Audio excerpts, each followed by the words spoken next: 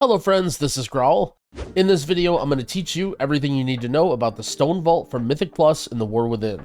I've been testing all of the dungeons thoroughly on beta, and I wanted to make a quick and easy to understand guide for all of the important mechanics. Remember that this is for Mythic Plus difficulty, so some of the mechanics may be missing if you're running this dungeon on normal or heroic. This dungeon has frequent dangerous curses as well as heavy group damage throughout, so it's a good idea to have one or more curse dispels as well as a solid healer or at least some pretty durable classes. There is also a valuable group buff in this dungeon that can be obtained by warriors, dwarves, and suitable blacksmiths halfway through the run, so you may want to have one of those. Already in this first hallway of the dungeon, there are several dangerous mobs. The big golems do group damage that also slows the party. Curses go out periodically, and these players should be dispelled or spot healed before that group damage kicks in to keep them alive. Howling Fear is cast from the Void Soul that must be kicked or it fears the entire group, so assign a player to stop each one.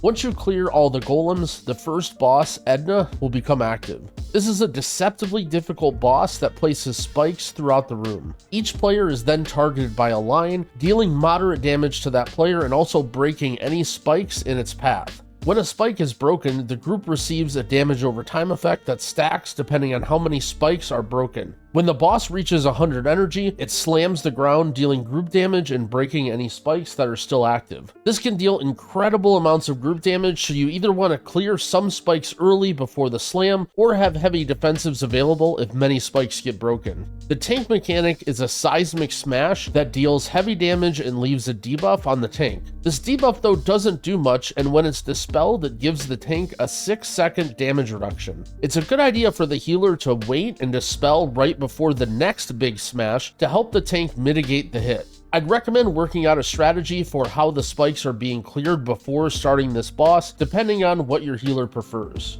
Killing this boss opens two pathways, both of which need to be cleared in order to unlock the final boss. Going right sends you into a normal hallway of mobs, the most important of which is the Forge Loader. This guy has a giant charge up frontal cast that deals huge damage and also leaves a long damage over time if you get hit. Besides that, it also drops another damage over time effect. This one is unavoidable, that lasts for 15 seconds and requires heavy defensives and spot healing. Other than this mob though, there isn't too much in the hallway going on, just some basic casters and some trash that does deal some pretty heavy tank damage.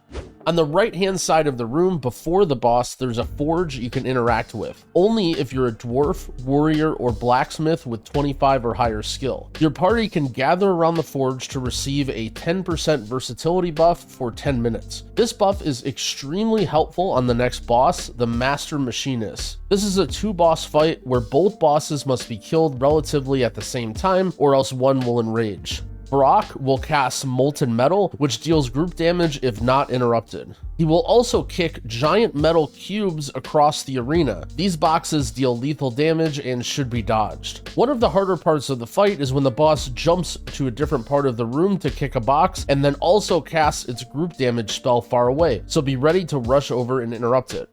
Dorlita, the big mech, is similar to the loaders in the hallway. It has a giant frontal as well as a big tank hit. Occasionally, Dorlita also grabs a giant metal cube in the room, but this one instead explodes in the middle, dealing massive amounts of damage to all players, and also sends waves of lava. Defensives and healing cooldowns are really good here. Usually the corners near the vents are the safe spots, as long as those vents aren't active. When the vents are active, they pulse group damage throughout the fight. Overall, this is a pretty difficult and complicated encounter, and will take quite a bit of practice on higher difficulties.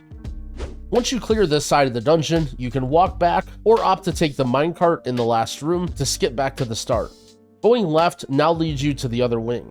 Void-bound despoilers deal unavoidable group damage every 20 or so seconds, so it's a good idea to only grab one of these at a time and focus them down with some big defensives and healing cooldowns. The Howlers cast Piercing Wail, which needs to be interrupted. Censoring Gear is a silence that gets put on random players, but it can be dispelled and only lasts a couple seconds. It isn't too much of a concern. After clearing several of the trash packs, you reach the next boss, Skarmorak. This is an incredibly difficult boss. You might be seeing a trend with this dungeon. Skarmorak's tank hits place crystal shards around the room. These shards can be destroyed, but once they're destroyed, they deal heavy group damage for each one that's killed, so pace yourself bringing them down one at a time or else everyone will explode. After some time, the boss casts Fortified Shell and absorbs any of the crystals that you have not yet destroyed, creating a shield that gets bigger with each crystal absorbed. Heavy group damage then starts going out, and it increases over time until the shield is broken, and then the cycle restarts. To aid you, you can collect unstable energy orbs that drop periodically in the fight. These orbs gives you a massive stacking buff against shielded targets, but it also deals damage to you per stack, so don't take too many. This buff is also a huge healing buff, so make sure your healer grabs at least 1 or 2 orbs for each phase. Once the shield is broken, all of your unstable energy is cleared back to 0, so you don't need to worry about it. Continue breaking the shields and dealing with the heavy group damage to beat the boss. After the first 3 bosses are defeated, the final doorway is opened. Head back to the main room via minecart to proceed to the last boss. The last hallway has particularly annoying trash that can be lethal, so watch out. Rock Smashers deal, unavoidable group damage and knock you back with Earth Burst. This also applies a stacking debuff that increases the damage you take from future Earth Bursts. The Cursed Forge guards are hard-hitting mobs that also have a charge. It targets random players and rushes across the room. The charge is telegraphed by a big blue arrow on the ground. Lastly, the Stone Shapers in this area cast Earth Burst Totem. This cast cannot be interrupted, and the totems must be focused down, or it'll deal massive heavy group damage if its cast finishes. The last boss is actually not too complicated.